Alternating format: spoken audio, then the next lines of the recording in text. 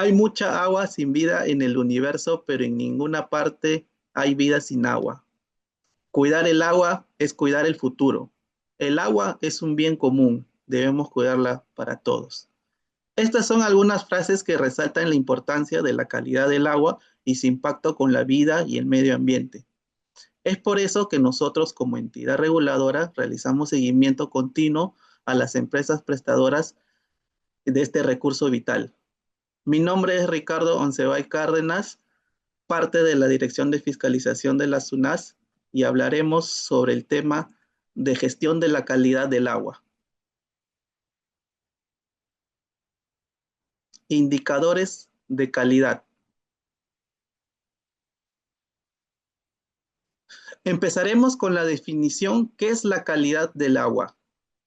Para esto tomaremos como referencia lo que se nos indica en la Organización Mundial de Salud, en la cual se cita que son las condiciones en que se encuentre el agua respecto a las características físicas, químicas y biológicas en su estado natural o después de ser alteradas por el accionar humano.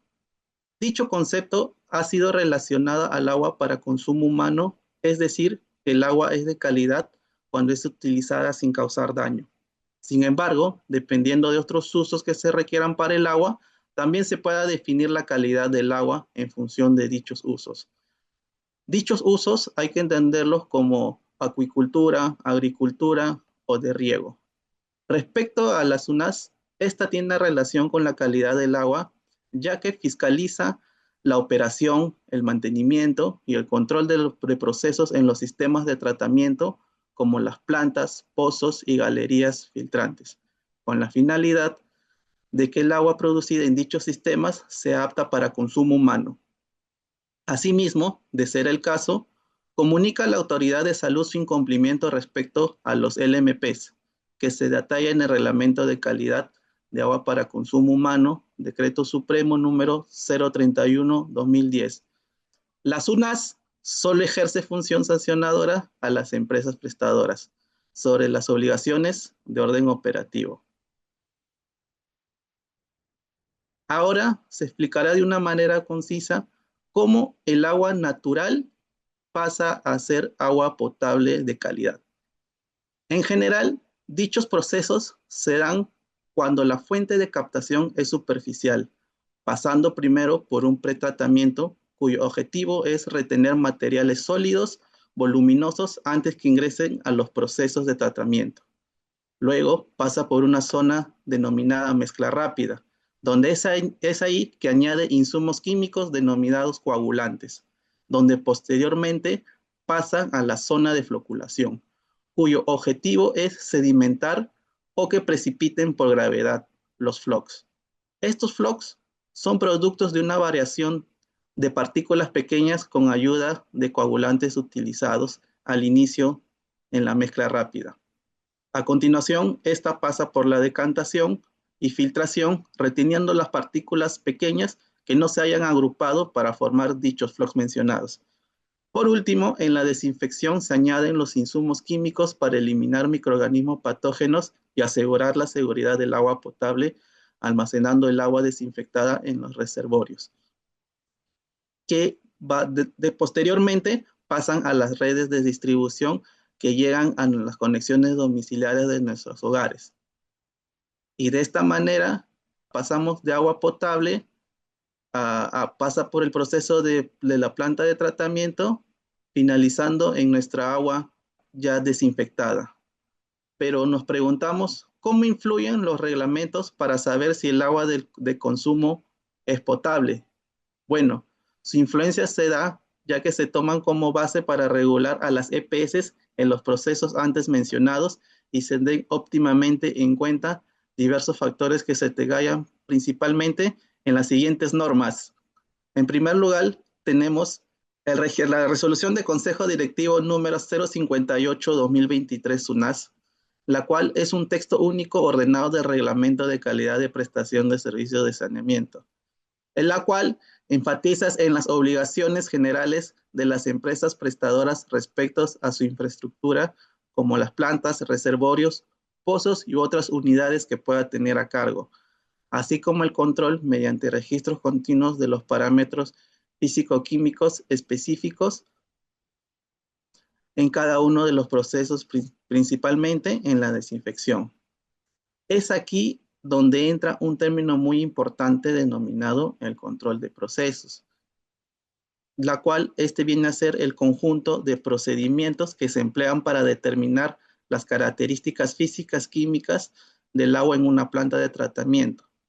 De esta manera se pueden conocer la magnitud de la transformación que sufre la calidad del agua durante los procesos de tratamiento.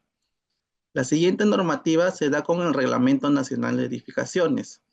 De las tantas que tiene, nos vamos a enfocar a la norma OS.020, en la cual el objeto de dicha norma es el de establecer criterios básicos de diseño para el desarrollo de proyectos de planta de tratamiento de agua para consumo humano. En cada uno de sus procesos, como se mencionó en la anterior lámina, estos son el pretratamiento, la coagulación, floculación, sedimentación o decantación, filtración, desinfección y en el almacén y por último en nuestras redes de distribución. Es decir, esta norma se enfoca más en la ingeniería de cálculo para la construcción y ubicación de las infraestructuras que tendrá la planta y en dónde estará la planta. Por último, tenemos el Decreto Supremo número 031-2010, en la cual se basa en el reglamento de la calidad del agua para consumo humano, en la cual se detalla a continuación. Dicho reglamento es, como le decía, el 031-2010. Hay el término más importante en este reglamento es el límite máximo permisible, más conocido como LMPs. ¿Y qué son estos LMPs? Bueno, estos LMPs son medidas de concentración de elementos o parámetros que caracterizan a un efluente o a una emisión, que al ser excedidas causa o puede causar daño a la salud, al bienestar humano y al ambiente. Estos LMPs se tienen como ejemplo el cloro residual, cuyo valor es de 0.5 miligramos por litro. Pero hay que tomar en cuenta que solo para este parámetro, el valor que se tome de una muestra de agua debe ser mayor a la que les indica que es 0.5.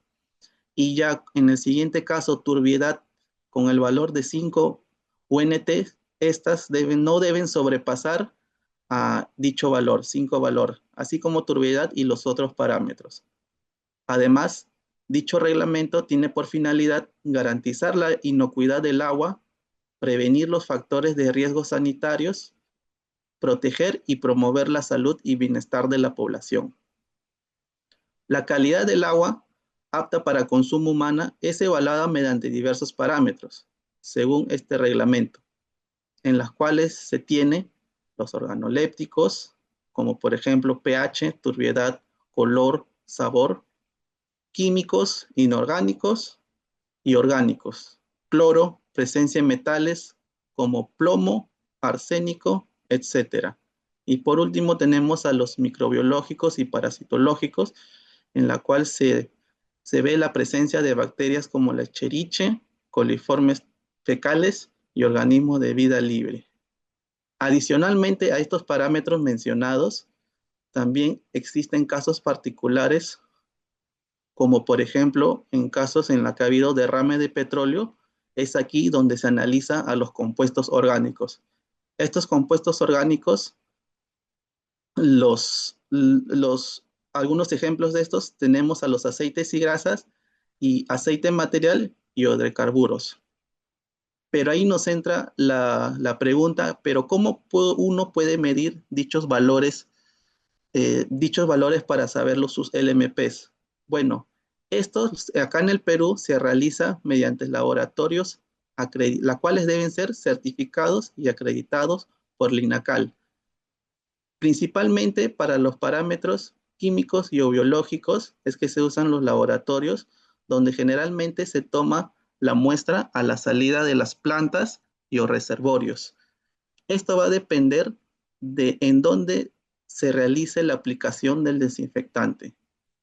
Asimismo, respecto a los parámetros físicos o in situ, que quiere decir tomados en el momento en campo, se hace uso de algunos equipos, como son el colorímetro, que nos ayuda a medir el cloro residual, el turbidímetro, que su mismo nombre lo indica, la turbiedad, y el equipo multiparámetro, en la cual se mide la conductividad y pH. Bueno, esto sería la última parte de mi presentación. Muchas gracias por su atención.